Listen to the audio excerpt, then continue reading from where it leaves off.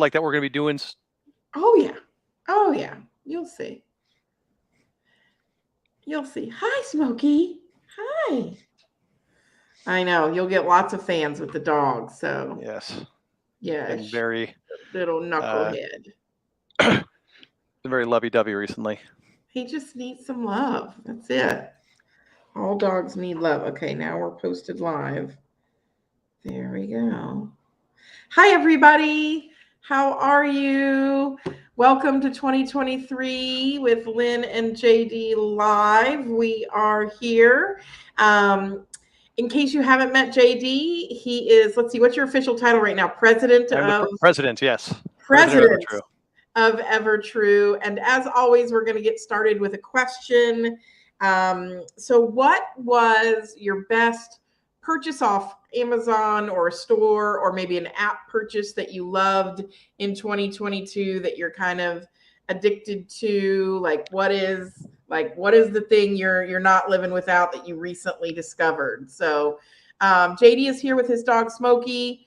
The loveliest of puppers. So please feel free to chime in and let us know. JD, what was your like perfect purchase last year? It was a bit of a splurge, but I bought it's not going to make that much sense. I bought a smart trainer for my bike. So I take the back wheel off my road bike, attach it to the smart trainer, and I can interface with this this other thing called Zwift, where I can race strangers online. So that's what I do. I go out in the garage and ride my little smart trainer. Take your frustrations out on the smart trainer. I like it. Well, Ashley bought a headache mask that apparently makes her headaches better. So if only her boss helped with that headache problem. Right, exactly. I think for me, I got a home office set up finally, like here. And I bought this stand where I can have my iPad kind of next to my computer screen so that I can watch really, like when I'm not in meetings, I can watch, like West Wing and The Wire and all my favorites and kind of have background noise. So that's why you're always kind of looking to the side every time we talk? Yeah, I'm like, oh, episode 7 of The Bachelorette, or something like that. I see how it is. Yeah, that's really what I'm doing is watching TV. So that's been fun. And so that was a really great purchase. I think a lot of people have blasted into 2023 in fundraising land, JD, but I'd love for people to get to know you a little bit. Sure. We have been hanging out for a long time now, but tell everybody kind of your origin story, your superhero story, and then we'll get involved. Sure. I'll cut it down just to the fundraising portion of it, but I was previously the CEO and co-founder of a company called ThankView. ThankView is still around, but I was getting married. I didn't want to have to handwrite the wedding notes. I thought it would be an easier way to spread the gratitude in a efficient, technologically forward way. Turns out no one wanted to do that for their weddings, but they really wanted to do that for thanking donors and sharing stories, through nonprofits and universities and K through 12, you name it. And that's where we met. I think you found ThankView before almost literally anyone else. So thank you very much for finding us. And it had the word thank in it, Yeah. So over the what was that, 7 years ago, something like that, 8 years ago. Now over 2,000 organizations across the world use it. And we had a really successful merger with Evertrue, which is, think of it as a layer of intelligence that sits on top of any donor CRM and enriches it to give you more insight, more data to create smarter segmentation of your audience. Met up with Brent Grinna last year and change ago, said, hey, let's do this thing. Let's do a little dance. And we made a little love and made the Evertrue that there is today, where it's ThankView, Evertrue, PledgeMind, FundDriver, Solus Group, all consolidated into a single entity for the purpose of really just trying to solve the big problems that face advancement offices. That's awesome. And since then, we've partnered with our friends at FundDriver and also your friends at PledgeMind. Yes, yeah, the FundDriver team and PledgeMind, and obviously the great work that we do together with Otter. So being able to create a better endowment report experience for donors, making it digital first. So to say last year was busy is an understatement. A lot going on, and I know, I know it's in the DRG world is things are heating up too. Yeah, we are whirling into the spring. Our naming series launches, and webinars have kicked off, and then we're going in person to Chicago, Vegas, and Toronto this year. So we're excited to come see many of you and hang out both in person and online. We're streaming and we're doing in-person stuff. So we're just trying to help the fundraising world, any way we can, make sure that their donors are having great experiences. So, And what yeah. trends are you seeing? What trends have you seen over the last year or so? Sorry, I know you usually ask the questions. I'm flipping it on Yeah, you. I love this. Well, we always have great conversations. JD and I could spend hours together, laughing and it's interesting. We're still in a pandemic, endemic, whatever we call COVID now. It is what it is. But it's interesting because I had a lot of faith that organizations were really going to adapt to the new normal. And I'm seeing some old comfortable behaviors creep back in. And I'm like, no, no, no, no. Don't go back to pre COVID behavior. And then the other trend that we're seeing strongly and that we're here to help with is talent. We are having trouble hiring the doers in our industry. And so we come in and we, help fill those gaps, whether it's a maternity or paternity leave, or Sure. it's somebody who just needs more efficiency. We're really trying to help that out. That's great. Yeah, I think you nailed kind of the two big themes that certainly we're also trying to address with Evertrue is remote first. I mean, we are fully remote, no more office. I think it's that's the way to stay. And and similarly, how can you still get everything done when you don't necessarily have the staff necessary to do it? And I think the great, what you and the DRG team is great being that outsourced help, and certainly with Evertrue, we're trying to do the same thing. Like, how can we be your outsourced team and provide you the software to make everything happen, in one place? Yeah, and like, what do you automate? What do you keep personalized with the human touch? There's so many ways that technology has changed our lives in the last 3 years, both for the better and sometimes for the not so great better. But we find that people have just put their heads down and gotten the work done, and that's not always the most efficient or the most streamlined way. And if you have questions about fundraising, donor relations for JD or myself, type them into, let's see, we're live on YouTube, Facebook, and our LinkedIn. So please feel free to say hi, ask questions. So I'm going to flip the question back on you because you're a part of the tech sector that helps nonprofits. Yep. What are you all seeing in the space of tech and nonprofit, and also just the tech industry? A lot of us are seeing like the big techs layoffs and we're wondering what's going on, and you're not in that, We're not need a Google. We're not layoff. Google yet. Yeah. Yeah, we're Yeah. not Google yet, and some days you don't want to be, right? So No. so what's going on in your world and in the tech and nonprofit world? You feel the same things, just with less reverberation. I think the good news is the fundraising world, nonprofit world, the things, it doesn't stop even in a downturn. Yes, there might be slight change in behavior, but it's pretty steady as she goes. I think the things we're grappling with are the same things you're grappling with. Are one, just as the sector adopts more and more technology, which we know. I don't think it's a closeted secret that we're a little bit slower in this world Oh yeah. to adopt new change, but certainly that change is coming through CRM migration, just people understanding that there are for-profit tools that can benefit them in the nonprofit world.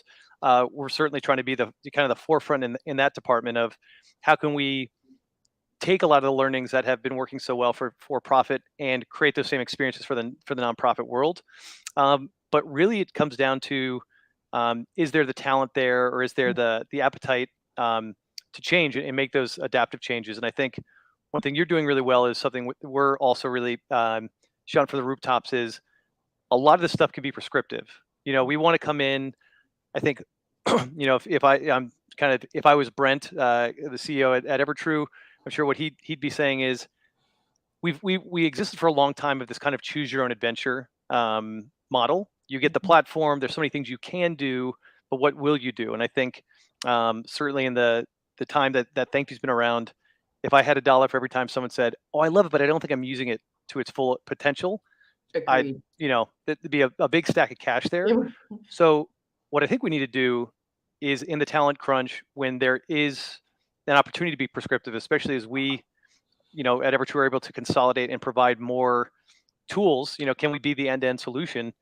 We should come in, understand what ails you, who are your donors, what's your retention rate, how many new donors do you need, what's your prescript, do you have any quotas that you're looking to hit, and then provide the blueprint. Okay, that means we're going to be sending this many mail pieces, this many pieces of stewardship, and just help them run the plays as opposed to hope they can do it. And I think that's what y'all are seeing with DRG is, okay, we can come in, we not only know the plays, but we can run the plays.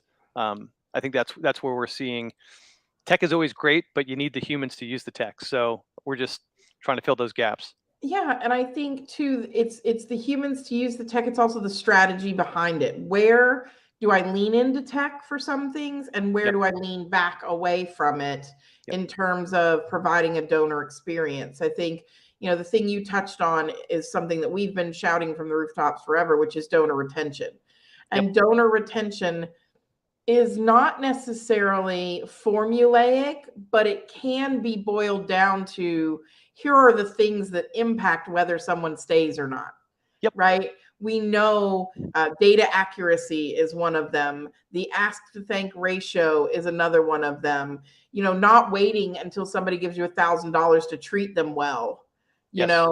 Treating them well on the first purchase. And it's interesting because you and I are talking about the for-profit world. And in my webinar next week, I'm talking about what can we learn from the for-profit world and take into the world of nonprofit? Because a lot of the times we do a lot of navel gazing and benchmarking, but we don't realize that we may be benchmarking against an organization that hasn't looked at that in 10, 15, 20 years. Whereas in the for-profit world, you have to constantly evaluate what's working and what's not. Otherwise, you get left in the dust.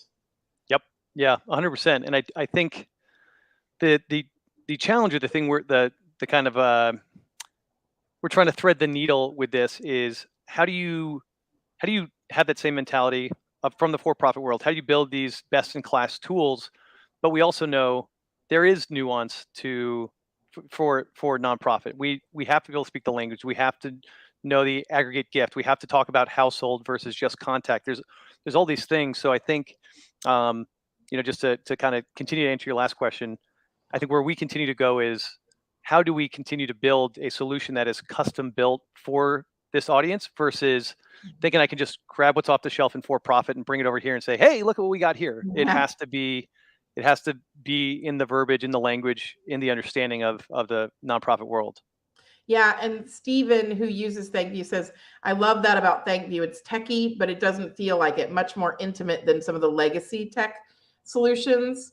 And so I think that comes down to the user experience. I often say to people, because they're like, well, I don't know how to film a video. And I'm like, I can teach it to a 50-year-old in 30 minutes or less. They'll be up and filming videos. You could probably teach it in 2 minutes or less. And it's intuitive. It's real. It makes you feel comfortable. Well, I think that's one of the many jobs of a company is that it's the experience. Yes, if I'm giving you the demo, I can walk you through, I can show you how easy it is. But at the end of the day, I'm not going to be there, and it has to be, easy, intuitive, familiar, friendly, fun. And those are the things we think about all the time. Even as we have 5 companies all coming together as one, we have to take a very thoughtful approach of how to do that to save you. It might, in the quantitative way, we might be trying to save you 20 clicks. Every time you get into the platform, we want to save you 20 clicks. But what does 20 clicks actually mean? That means a simpler experience, more obvious, more time doing what you want to do versus kind of middling through it. And, if we don't approach the user experience from that perspective, then we are no better than the big tech, which is just, hey, we're the incumbent. Yes, the experience sucks, but you got to use This us. is what we've got. It should be it should be a joy to use. I always like, both in our products and other products, when you do something that just seems intuitive, you're like, oh, why doesn't every site do that? That So just worked. we strive for that. Yeah. Yeah. I mean, so we were, a group of us were in a Zoom the other day, and someone raised their hand, and the little hand in Zoom went up because they had turned on some sort of intuitive feature. And I was like, okay, that's cool. So your camera knows.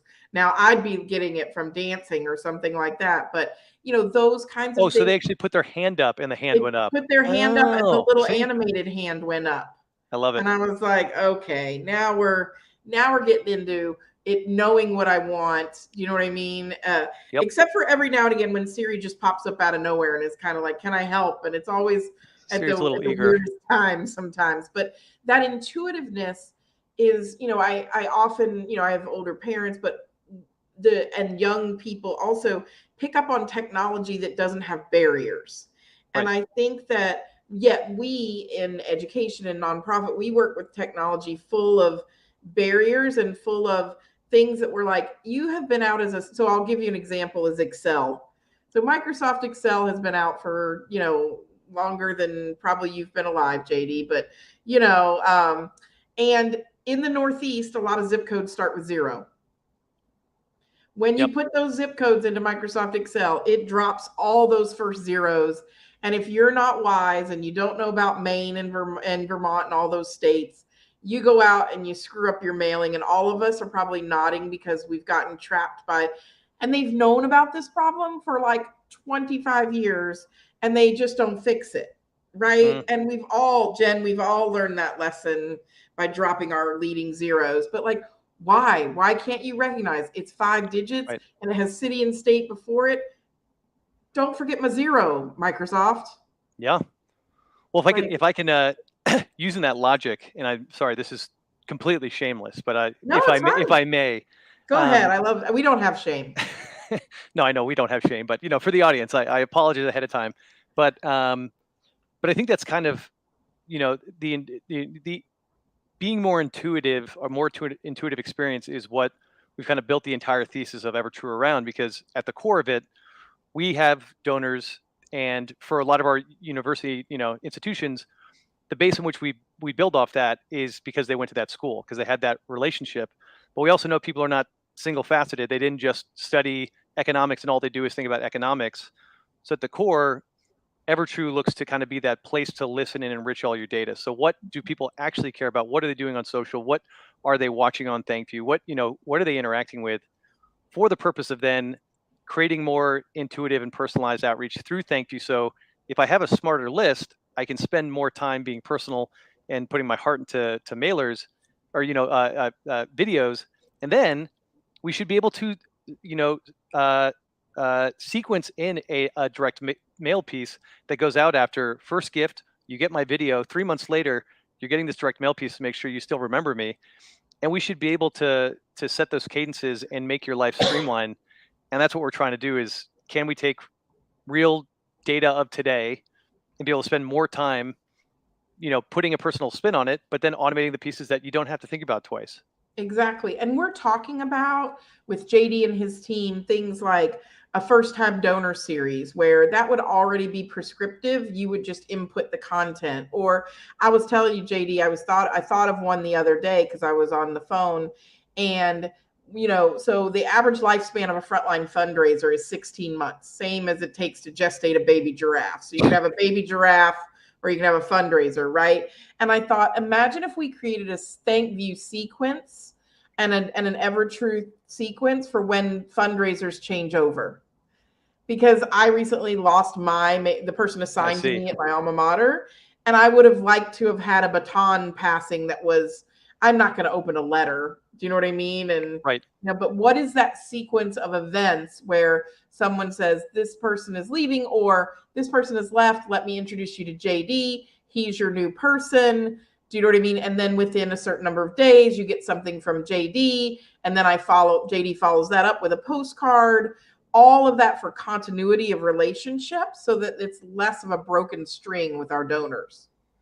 I love that. Yeah. I mean, I think that's the the best institutions, organizations are probably nailing it, and then those who aren't, they might be seeing a slip in their donations. But I think that's also what we've tried to address too with the donor experience program. Obviously, it's a bit much heavier lift where we're actually training more people to be these experience officers, but it's all with that kind of mindset of it's not just you don't just try one thing and then be done. I think Yeah. the data shows that it takes 6.5 touch points before you actually make your first contact. So try again is really what needs to happen. Yeah.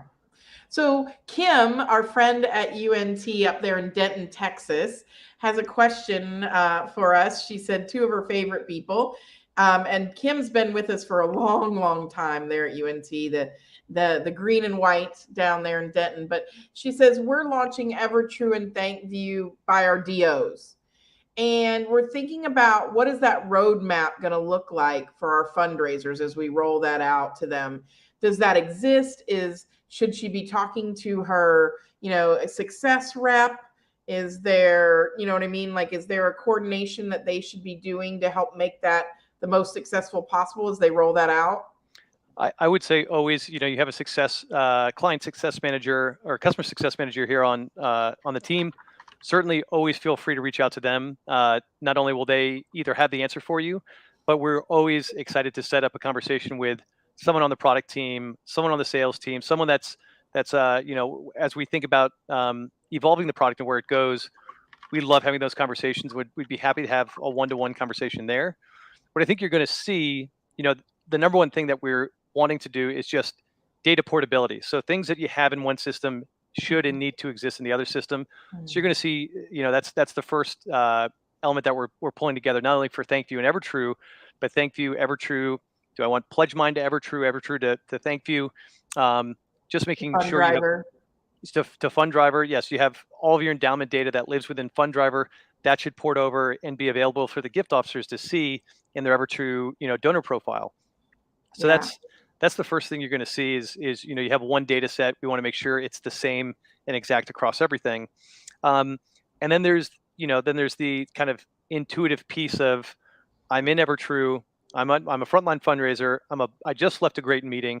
I should be able to spin off a quick video to send to that person saying thank you so much. Here's the recap. I should be able to take a list that I'm a smart list that I'm generating and saving in Evertrue and say I'm going to push that over and set a direct mail piece. So not only is the data portability the first piece, but then it's the intuitive. Okay, if this, then that. Those are the things that are coming down the pipe, and whether it's shared individually or I know we have it on our plan to kind of share the vision of 2023 publicly pretty soon here. So Kim, reach out, always reach out, and then 2, be on the lookout because we definitely want to share where we're going. So putting on your creative hat, we have someone who says, okay, think really big, right? So they're thinking about their $1 million donors, like big fish. Yep. They have them interact with students. They send reports and orders so they get a thank you video with their report. Yep. What's innovative? What's out there that they're not thinking of? What's a donor experience that tech could help provide? What are some things that, we could really think about? I guess my mind just goes immediately to access. I mean, I think it's never been, we have more connectivity, but still for $1 million donor, I saw someone's donor plan. If you gave $100,000 plus, you got a card with the president's signature. I was like, if I give $100,000 and I got just the signature, like I would be pissed. So I'm, if I'm thinking in this regard, if I am supporting that organization, what access to either the researchers that are happening, the president themselves, I think time and ideally time that we can spend either in person or if not, in an environment like this. I think access is the biggest thing that we could really think about, and with the tools that we have, reaching out, collecting whatever content you need to then share that access with, that's never been easier. I think that's just a deepening of the connection is what I'd say. We totally have access to people before, post pandemic, post COVID, that we never would have before. So one of the things that even before the pandemic that I love that Team Rubicon did is once a quarter they segmented their donor list, and each quarter each donor segment got an hour with their CEO. So it probably took 4 hours out of his calendar at the time, maybe one for big donors. For me, it was because I was a monthly donor, right? And imagine if they get to come in and join a Zoom with the president of the university and have open-ended questions and talk it through. That access there is an hour out of that president's time once a quarter. They don't have to travel. They don't have to get on a plane. Just an open forum, but for that segment, that just provides access in a way where they feel like insiders. It's just like what we do here. We go live for an hour. You can ask us anything, any topic. Do you know what I mean? And we're here for you. And it builds a relationship with someone. Yep. Yeah, because I mean, at the core of it, because think about these donors who are giving, massive amounts of money. What do they need? Whatever they need, they can get. What can't they get? Of their own fruition. It's that access, it's that time. So I think, and that just further builds on the relationships that we that ultimately are the reasons why people give. Right. And we often say at a certain point of wealth, I can buy anything. If I can write a 7-figure check or transfer some stock or take it out of my donor advised fund, then I can certainly have buy anything. So what is an experience? So I always think of, where are all my webcams at my organization? Can I give them a list? Can I pop, a link to one of them? Can I send a link to something already happening? Is there something I can add water to that really gives them an insider perspective? One of the things we did at one of my client sites, they got a new president, and he wrote his kind of installation inauguration speech. We took the installation inauguration speech. We had him sit down for 30 minutes and do track changes / comment bubbles of what he was thinking when he was writing the speech. And we sent that to 10 very, very top donors to give like an inside look. And they loved it. It wasn't, super designed. It wasn't, you know what I mean? It was, here's what's coming out of his head on the eve of his inauguration. And that was just a simple gesture that was really powerful and didn't require us also spending a lot of money.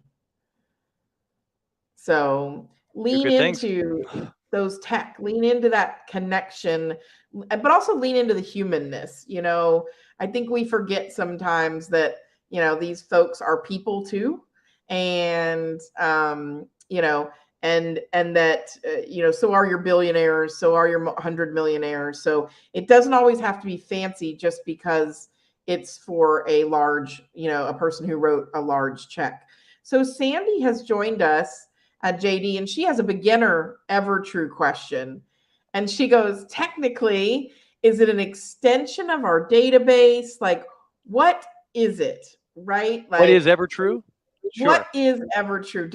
How does it interface with your database? Like, sure. Give me a lowdown. So think of, let's take, your CRM, your database, whether that's Blackbaud, Razor's Edge, whether that's NXT, whether that's an Ellucian product, whether that's Salesforce. That's your data warehouse. That's where you keep all of your information. But then there's the layer of intelligence, and that's where EverTrue is today. So it interfaces with any CRM, whatever your CRM is. It doesn't matter, but it takes all that data and then it enriches that data with more real-time information on that individual. So what is their wealth scoring? Did they just change jobs? Have they had a career change? Have they gotten promoted? Did they just retire? What are they interacting with in social media? So what are their interests there? What are those, if they're liking and commenting on a Facebook post, what's that post about? There's a lot of data that can be harvested there. And increasingly with platforms like ours, as you use ThankYou and EverTrue in tandem, you could be sending out, weekly or monthly video updates about, name your topic. we actually know all that engagement data too. So that sits on the donor profile. So Mm. your CRM is here. EverTrue sits right above that, and that enriches the data, gives you more information on your donors to make smarter choices of how you segment. So it's not just live bunt, side bunt some years, but not this year. It's really here people that are interested in the new economic uh, forum that we've just launched. Here's the people that are interested in social justice. Like we can figure out those levels of actual interests based on the things they're doing and they're interacting with, and then where we are going, EverTrue will then eventually become the layer of orchestration. So we have your donor data. We've enriched it with real-time information, and then we are able to then say, okay, here's your prescription for this donor. We want to do outreach via ThankYou. We want to make sure that there's direct mail pieces at this, and that integer. We want to make sure they're getting phone calls from a donor experience officer twice a quarter. These are all things that then get orchestrated through EverTrue. So there's a lot in the EverTrue suite. What was a few products a year ago is now a dozen products today. So we're doing a lot. Yeah, it's so exciting. And I will tell you, people, you asked at the beginning of this conversation, what are the trends I'm seeing? We are working with a couple of universities and hospitals where instead of just annual giving and saying, hey, give your money to an unrestricted pot of money, Yep. it is what causes do you care about? So with one of our clients, we're doing a pitch in spring about sustainability in the environment, first generation college students, underrepresented college students, and then healthcare as a human right. We have no data in our database that tells us what donors care about those three causes. So once you put EverTrue on top and you include LinkedIn data and social and their environment data, like, so for example, if I am on LinkedIn and I am constantly talking about a topic lately that we've been talking about is showing the salary on job postings. Well, obviously I might lean towards information about social justice, racial and inequities, right? Like that might be a good pot for me to put in. Or if I'm jazzed because this year in 2023, I'm dedicated to lowering my carbon footprint and I brag all about it. And I say, here are the things I'm going to do to lower my carbon footprint. When we have an event about environmentalism or sustainability, I might be a good person to ask. Whereas right now, they have no idea because my giving history is $50 a month to the annual fund and nobody knows what I actually care about. They're just assuming what I care about based on my major, which was something that was quite a few years ago. And when you take those two things, to just build even one step beyond, again, here goes the shameless plug. But with ThankYou, we could, if there's video content around these things that are initiatives on campus or at your organization already, there might be video content in the can already. You don't have to make something new. Take that, send it to your database. With our metrics, we actually know who's opening, who's watching, how many times they're watching, are they sharing, commenting, all these different things. These are all signal that not only live in ThankYou, but then go to enrich the donor profile within EverTrue. So you can run a query saying, show me people with a well scoring over this who have given to the organization within the last 5 years at this gift amount that are interested in topics of this, that, and the other, where we actually can show the engagement. And that's your segmented list. So we're not shooting in the dark. We can create very tight segments that we know they're interested in those topics. And the same with your social media posts. If your social media team is talking about a lifetime remembrance of for just past, the people who are liking and commenting on that have a relationship with that person. Let's put them and say, hey, would you give to the memory of this professor? And we have examples of people, of organizations doing that left and right. Raising a lot of money. And Maureen was talking about, she works at Ohio Wesleyan, and she said they have an alum donor who's going to fund a position for first gen, so on staff. And so when you post about that on social, and when you start telling the story of the staff member that takes that position, look at who likes that. Look at who shares that information, who says, oh, I'm proud of, my alma mater for doing that. Those are the people you solicit to help the first generation program grow, right? Because they care about, or they say, I'm a first generation student. Do you know what I mean? Like they self-identify. And so to me, it reminds me a lot of when you go to Amazon. Many of you know you go to Amazon and you buy a mystery novel. It shows you other mystery novels, right? And it doesn't show you cookbooks because you didn't buy cookbooks. You bought mystery novels. And so that is what we need to do for our donors, because the big surge that not only comes out of COVID, but just a new generation of donors is gone are the days of giving to my precious alma mater because it exists and it's an institution. Now it is, what is my alma mater doing in society? Are you a good citizen? Do you have good programs? And what are the causes that you're having an impact on? Right? Like what are the areas that I have a passion for that you and your students and your researchers are doing something about? And for a long time it's been, well, we cover everything. Yeah, but you're not an expert in everything. Do you know what I mean? Like you're not going to be I'll pick on at Florida State University and be an expert in Arctic research. That's what the University of Alaska is specializing in. So talk Right. to people who care about the Arctic and then solicit them based on what they care about. Do you know what I mean? But if you want to talk about UV and sun rays, good job, Florida State, right? Like keep it, it's not, you can't be everything to everyone. Yeah. And that was something that really hit home for me. I had, you and I talk all the time, but I had the privilege to go to the East. I went to Japan and Thailand. And one of the things I noticed there that I want us to figure out, and well, I know how this applies to fundraising, but more how we implement this is when you go to a food place there or a restaurant there, you've got one older person or one younger person, and they cook one thing. Like you got the guy who makes sushi, you've got the girl who makes soup, you've got the mom who makes noodles, and they do that one thing better than anybody else on the street and or up and down the row. And so you go there because they specialize in noodles, right? So how do we apply that to fundraising? Is donors want our organizations, you can't be good at everything. Then your menu's like the Cheesecake Factory and you're like a Shoney's buffet from the 1980s, and it's not that great. But there's this idea of being really excellent at some things and showcasing that to your donor. Yeah. No, I think, and the donor doesn't care if you're good at like 1,000 things. Again, what at the end of the day, we have to treat anyone that gives to our organizations.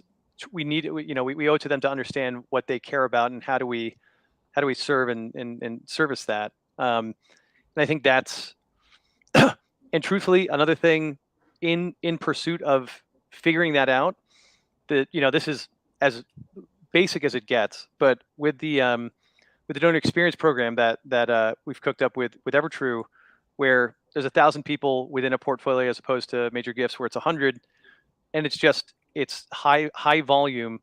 What we found is when we increase the volume, 6x of meaningful one-to-one touch points, the amount of conversations that we had and the things we learned about the people we had the conversations with, surprise, surprise, they all went up. And it was just purely from saying, I'm going to spend time creating more actually personalized touch points. Mm-hmm. And again, it's going to take me 6 times before you open the door. But when you open the door, then I treat you in the relationship just like a major gift relationship, even if you're not giving it a major gift level. Because to your point, you always use the Michael Bloomberg thing. When you start giving $10 to Johns Hopkins, $5 his first year. Then when he got a raise, 3 years later, he gave $10. And then the year after that, 25, and now over 2 billion. Yeah. So, I mean, certainly we're not all going to be the Michael Bloombergs, but I think the trick also is, we have to spend the time and dedicate the time to trying to create a personal touch. And then once we have, when someone reaches back out, just making sure that we do try to understand what's important to them. And it's not, Mm-hmm. hey, here's what's important to us. You Mm-hmm. support this. It's, well, tell me what matters to you. So we've talked about tech helping us scale this way. How does it help us go the other way? So Stephen, who used to work at a university, is now a small environmental nonprofit. 8 people total. They've got scientists there. His role is communications, fundraising, events. Like he's tiny shop, teensy weensy, teensy. How do you scale the other way? How does ThankView and technology help you when instead of scaling up, you're scaling down almost? I think that's where, and again, this shameless way of thinking about it, this is the way we've approached it, is there is power in consolidation. If your tools talk to each other, then, going back to the save mouse clicks, at the end of the day, what we're trying to do is make processes that exist now that are cumbersome, less cumbersome, because either you don't have the time or you don't have the energy or the work staff to do it. So, as we think about it, the prescriptions, it makes it sound as though it's kind of like a mass market, hey, here's your prescription, that's it. But we're tailoring these prescriptions of saying, you have a donor base, it's X people large, you want to have this many meaningful touch points, you want to make sure you connect or send X, personalized elements to them. If you have a platform where they've attempted the consolidation, where the tools talk to each other, when an email goes out, it's followed with a phone call requirement from a major gift officer, followed by the direct mail piece that goes out 2 months later.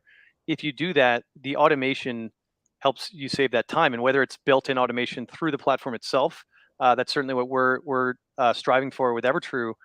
But there are great tools like Zapier or Tray.io, and we're talking like, I mean, you can go down a rabbit hole, and I can attest to that because I've gone down the rabbit hole many times. But you can be creating a Google sheet. I have all my donors in a Google sheet. I can't afford a CRM. Great. We can take that. We can automate that into an email platform that then once that happens, it does a phone call log that I go down the phone call. And once I exit in the Google sheet, a new automation happens. This is all achievable, through no code software, or of course, when you custom build the software for the fundraising world, there are those options too. So I'm not saying it doesn't come out at a cost. Everything comes with a cost, but it comes to, I'd say the best platforms are saving you efficiency and time and just doing things that you don't need to do, so you spend more time on what matters. I think sometimes we we look at technology in the backwards way of it's going to solve all my problems, or it's just going to, and we get sold that from CRMs and other people. But Right. you mentioned Zapier. We use that at DRG Group. We love it. And when you say it saves mouse clicks, it integrates our product so that when somebody, for example, buys a webinar, it registers for them. It sends me an email confirming, like there are, and there are cost-free packages, especially for nonprofits, but also your time is the most precious thing you've got. And those mouse clicks add up, those individual emails. I always say, can we automate this to get this out of my email? Like that is my new mantra, is how do we get this out of my email and clicking without somebody clicking a button? How do we integrate that so that someone doesn't have to actively touch it? And we're doing more and more of that. And there is software that is, really intuitive and kind of simple to do that. Does Evertrue incorporate text or social at all? Yes, it incorporates social. So you can hook up your Facebook pages, Facebook groups, and anything that's happening there. It'll overlay the interactions with those comments, those likes, those shares. It'll overlay that into your donor profile. So it's really pretty tricky. So I got a post. It has 100 likes. It'll actually show me the giving history of those 100 people, who those people are, what they've given to, and it also tags that post. So if it's about basketball, now I know there's an interest group in basketball. Text, it does do some text analysis. From an SMS perspective, like a texting perspective, we do have that through ThankView, so you can actually deliver thank yous via text message. Yes. So we do have some of that capability as well. It may not be as robust as other platforms. I certainly wouldn't say that, but we do have that functionality. Well, and that's one thing that if I could stress to people in 2023, text as a channel. Text as a channel, sending a thank you just, hey, it's a beautiful day on campus, or hey, here's a group of learners in our hospital, learning CPR for the first time ever. Just little moments that you can capture and text to people. Because I mean, I don't know about you guys, but the amount of reels, TikToks, but they're reels for me because I'm older, that I'm watching in a day and learning about. Okay, so today I learned that there is a substance, or there is a company, a food company, that has taken the technology of Ready Whip and applied it to ranch dressing and blue cheese dressing. It's called Flip Whip Dip. If I can find this stuff, it'll be magic. You basically spray your ranch on your wing and eat it. And Oh, I'm here Lord. for that type of snackability. I've just put the link in there, but like that, I found it off of a reel. I mean, Yep. and now I'm like, I've got to find that when I go back to America. So yeah. Yeah, and I think that's the, we've been beating the drum of the, video first for nearly a decade now. But to your point, that's the more you can be communicating through video on social. I mean, I can tell you how many times I learned a new tax thing, and then I wrote my accountant and I say, hey, is this true? Say, oh That's yeah, you can true. do that. Yeah, I've learned 4 or 5 things, and I've written off a whole bunch of stuff in my life Me too. from things I learned on TikTok. So it's doable. It's a dark hole to go down when you have insomnia and it's 2 a.m. That's true. So, but I mean, you can learn useless things. I mean, useful things like sprayable ranch dressing. You can also learn tax advice, which I've also learned a lot about business, with reels from Shark Tank or other entrepreneurs like Gary Vee. I absorb his content like it's going out of style. But I think the other thing that we have to encourage people is it's got to be snackable content. It can't be these full meals of 2-hour long event programs and Yep. videos that are 12 minutes long and self-important. Like nobody's going to sit through that. Well, I'd be remiss again if I didn't do a shameless plug for another thing we're doing, which is in that ilk. It's we have something called Donor Experience Campus Creators, where we are working with organizations to find a plethora of students on campus who had those storytelling skills. Because again, if you're under 25, I feel like video editing That's kind all of they comes do. second nature. So we've been working with TCU and Santa Clara right now, two universities, to kind of really focus in on this strategy, led by a great woman on our team, Amy Fury, who is at University of Wisconsin. Love her. She created 25,000 personalized videos, helped them raise $1 million more from that outreach than they would have otherwise. So we are also, we try to put our money where our mouth is. If we see trends that are happening in the real world, we figure, how can we actually extend this and expand this into the nonprofit space? And, at the end of the day, make sure we're having a meaningful impact. That's, again, we don't want to do things just to do them. Exactly. And I think that's probably, the meaningful lesson too, is just because we've always done it, just because it's on your to-do list, doesn't mean that's the reason to do those things. So, really feeling that through.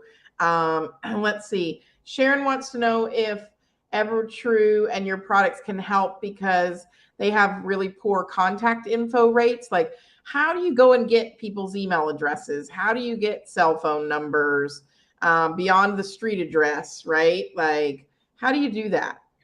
Yeah, I mean, we don't.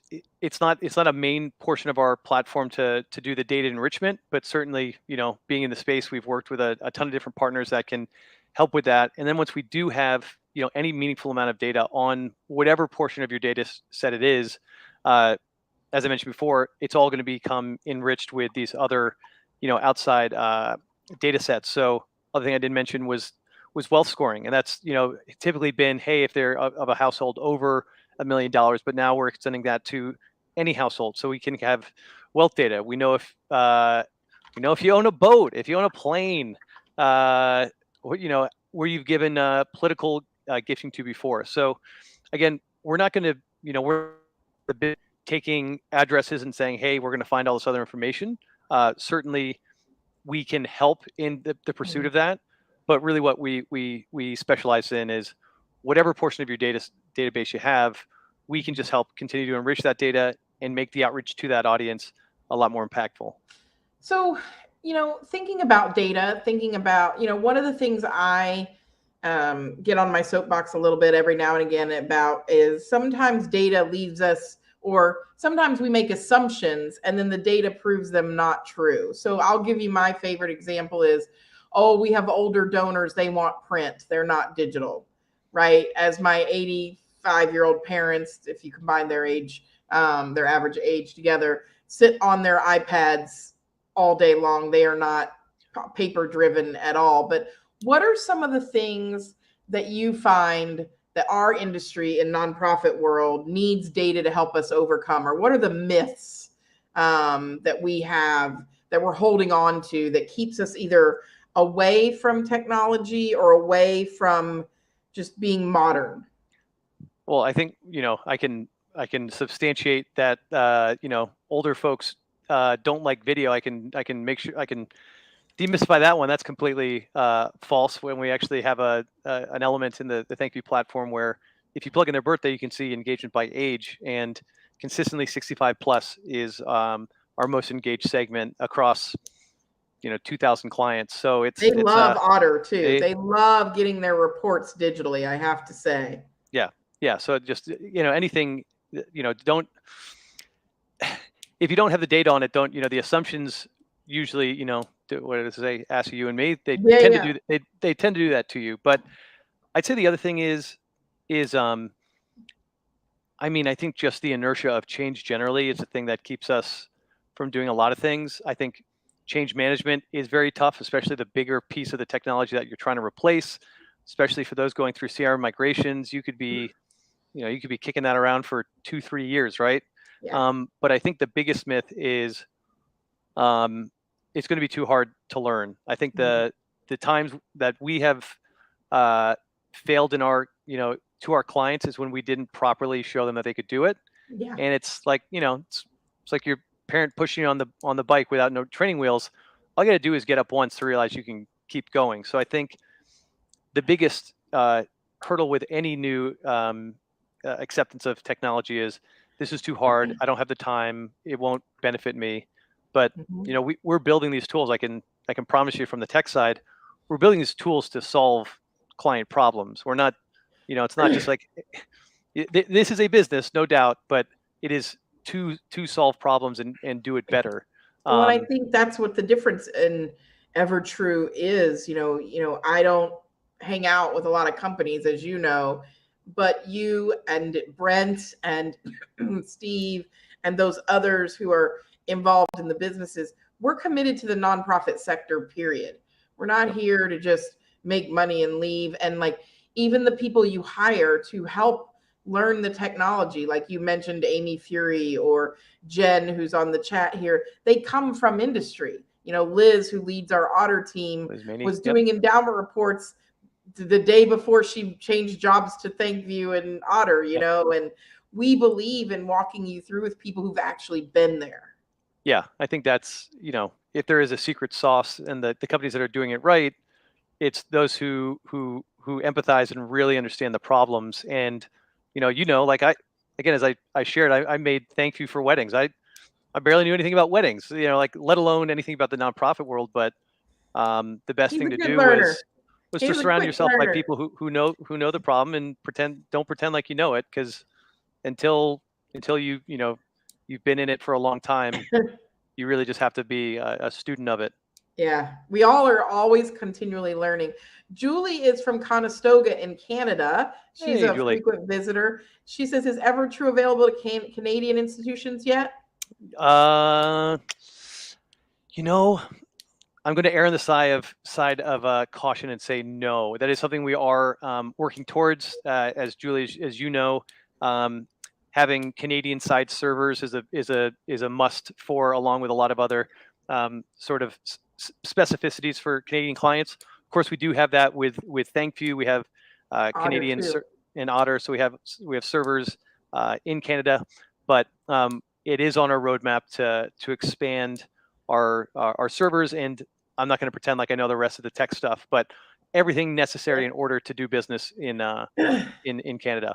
You know what's funny, JD, about that is I have started working heavily in Canada with my Canadian universities and hospitals, You're going and to Toronto. yeah, and we're going to go back up to Toronto. But the value that Canada places on data compared to the United States, right? Like, they don't know all of their donors' birthdays, and in the United States, nothing's a secret almost. And so we do have Otter and Thankview up and running in Canada, so you can send your PDFs and your videos. But there is something to admire about the respect with which they hold the data in Oh yeah. Canada. And so it makes it a little harder to do, tech business in terms of when you're talking about data there. But I sure do respect it as a donor, that I wouldn't have my name sold every 5 seconds to some, new company. And so I have to say I've been appreciative of that. So But Julie, it's good to know, Julie, that any data point we can get, then I can push the product team that much faster. Say, hey, we got one more. hey, So we got some more we data. listen. I think most tech companies do this, but feedback. Every piece of feedback is listened to and internalized and brought into the equation. So that's how we make our decisions. We're not just kind of saying what's important to us. It's what's important to the client. Sure. So Sharon has our last question of the day. What is Otter? So Sharon, Otter is a mad invention of the mad scientist right here. It happened out of the pandemic. I came to JD and my friends at MSP and said, we are going to be screwed in donor relations because we cannot touch the mail, and we mail out all our endowment reports every year. Can you help me solve this problem for all my friends? And at that time, we were probably 5 to 10 years away from delivering endowment reports digitally, just as a whole. There were some portals out there. There were some home built systems. And so JD and his team said, Jerry, the genius, as I call him, he said, I think we can have a PDF viewer in there. And so now you can do custom impact reporting, endowment reports, receipts, thank you letters, any PDF we can deliver on the Otter platform. It's an electronic delivery system where you can send a video, and that way you don't have to print and mail your reports anymore. And so, yeah, it's on demand digital endowment reports. So Otter, that's why Otter. how I got the name. But you can request a printed copy. I think 0.4% of people do that. So we've again, another thing we've dispelled is, hey, my endowed donors only want the print copy. That's not the case. But yeah, but certainly, and again, to your credit, just recognizing that there was a gap in the market, that there was going to be a problem for this for donor relations specifically. How do we go in and solve that? And that's through the acquisition of FundDriver. That's where we're continuing to try to figure out, how do we help you end to end with your endowments, everything to do with endowments and fund stewardship. So from the accounting on the balance side, to the report creation through a product called Impact, to the delivery with Otter, we are trying to kind of create an end-to-end solution that, again, at the end of the day, just makes it simpler, makes it easier. All it doesn't require as a donor relations people to say, knock, knock, knock on the business office. Hey, can I have some information about this endowed report? All that's available to them. So awesome. Again, just trying to be smarter, not harder. Yeah. And again, trying to find solutions and putting them together for systems that don't traditionally talk to each other, right? So that we make it more efficient. So JD, one last question for you. What is my word for 2023 is balance. It's a word I brought back. I think it was 2018 that I tried to have balance. What's your word for 2023? Oh, Lord. This just goes to show you how bad my memory is, because I had a word. What is my word? I think it was something similar to you. It was like tranquil or peace, or just trying to be a little more, a little serenity in that life, in that wackadoo crazy I world. think He's got 2 little girls. Yeah. He's got the dog. He's got the wife. He's got a lot going on. So, well, I think we're both entrepreneurs, and I think it's just hardwired to go a little bit crazy. And balance and tranquility, I think, are kind of two of the same. Yeah. And sometimes you just need to accept that life is going to move slower, and it's good. It's good to slow down every once in a while. I moved to an island just to help me do that. So I completely understand. Well, JD, thanks so much. If people want to get a hold of you, how do they email you or reach out to you? JD, Jelly Donut at evertrue.com. Shoot me a message there. I'm on social all over the place. If you're big on LinkedIn, I'm in there all day long. Yes. Shoot back a message as soon as possible. And if there's anything in terms of the suite that you're interested in, evertrue.com, just pop over there. We're happy to set you up with information on anything that could be beneficial to you or your organization. Thanks, everybody. Thanks, JD, for joining me. We'll be back next month with a new guest. Thanks, everybody. Thanks, Lynn. Thanks, everyone.